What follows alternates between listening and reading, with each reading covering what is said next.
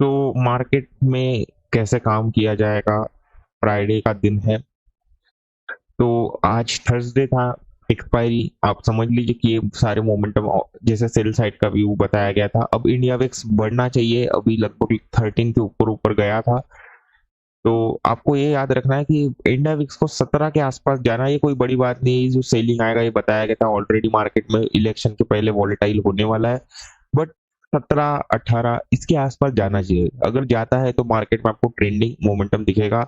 Last to election से 25 27 के आसपास 24, तो आज इस टाइम पे 17 तो जाना चाहिए। If didn't go, no issue, market में ऐसे फिर range bound to sideways to थोड़ा ट्रेंडिंग मोमेंटम आ जाए। बट अगर 17 के ऊपर निकलता है तो प्रीमियम थोड़े महंगे तो रहेंगे जरूर, बट मोमेंटम बहुत अच्छा आएगा एंड ट्रेंडिंग रहेगा।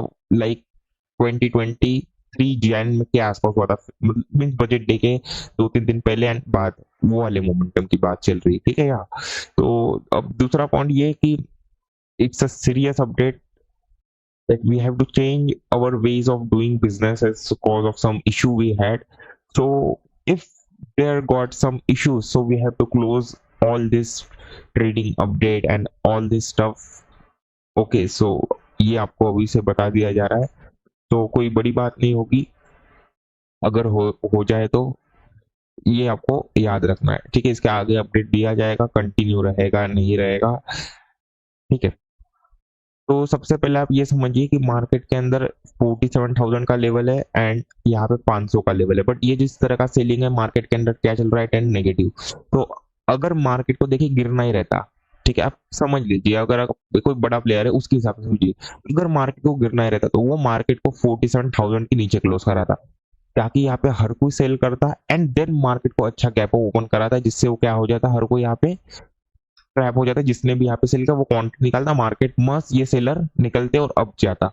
बट यहाँ पे मार्केट ने सपोर्ट ले लिया है, अगर यहाँ पे बायर है तो फिर मार्केट को देना चाहिए गैप डाउन, ठीक है। अब ये पॉइंट से आप क्या समझ सकते हो, यहाँ पे प्रोबेबिलिटी है कि मार्केट में 85% प्रोबेबिलिटी कि मार्केट गैप डाउन देगा। तो इस हिसाब से अगर मार्केट में अच्छा सेलिंग है, उसके ऊपर क्लोज किया है, ठीक है, तो यहाँ पे जब ये 3-4 कैंडल है, तब आप यहाँ पे एक रिस्क लेके पोजिशनली भी सेल कर सकते हैं। बट वो हम आपको बताते नहीं है, क्योंकि हम तो इंट्राडे ट्रेडर है, हमारा काम है इंट्राडे काम करना। 11 के पहले काम करो और मार्केट से गायब हो जाओ, सिंपल आपको ये समझना है। तो अगर मार्केट के अंदर यहाँ कहीं गैप डाउन ओपन होता है तो सेल साइड का व्यू रहेगा, यही कहीं पे भी हो जाए सेल ही कर लो, टारगेट मिल जाएगा। यही से अगर गिरना शुरू करे तो बड़ा टारगेट मिलेगा, क्योंकि फिर अच्छे सेलर्स निकलेंगे जिनको गिरना है साइकोलॉजिकली, जो बैठे बाय करके वो पूरे निकलेंगे एंड मार्केट के अंदर एक अच्छा सेलिंग आएगा एंड ये यहाँ से ऑलरेडी सेलर्स है वो निकलेंगे एंड इलेक्शन का दिन है, तो कुछ ना कुछ तो अच्छा होना चाहिए। अगर गैप ओपन हो जाए तो यहाँ पे भी सेल साइड का व्यू रहेगा। बट अच्छा, एक ये बात याद रखिए कि ये 500 का लेवल, ये कोई रेजिस्टेंस नहीं, बाकी ये वाला एक रेजिस्टेंस है और ये वाला एक रेजिस्टेंस है एंड ये वाला एक एज ए सपोर्ट काम करेगा, बस ये याद रखिए। ये 500 का लेवल है, तो यहाँ कहीं ओपन होता है तो यहाँ सेल कर लो। अब इसके ऊपर निकलता है तो फिर मार्केट में बाइंग साइड का व्यू बनेगा, इसके नीचे नीचे सेल है। बात ऐसे नहीं कि मार्केट ऊपर जा नहीं सकता, बट ऊपर जाके करेगा क्या, कोई सेंस नहीं बनता।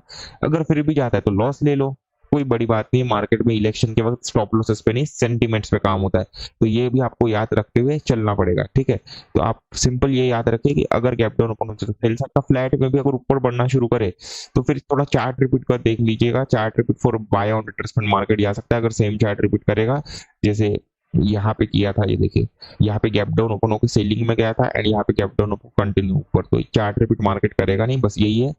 तो और आपको शायद हमारी तरफ से अपडेट्स कल तो मिल जाएंगे, बट बाकी दिनों ना मिले, और टीम की तरफ से या किसी की भी तरफ से आपको कुछ अपडेट्स ना मिले, चाहे आप चैट के लीजिए, नहीं मिल सकते cause of some issues we are getting, once it's solved we can do everything then, ठीक है। so you have to understand everything, cause if you are doing something from another continent to your hometown, so it's differently, it works differently, तो वो आपको समझ नहीं आएगा, तो बस यही समझिए। And time management is also thing and every single thing will come, so बस यही समझिए।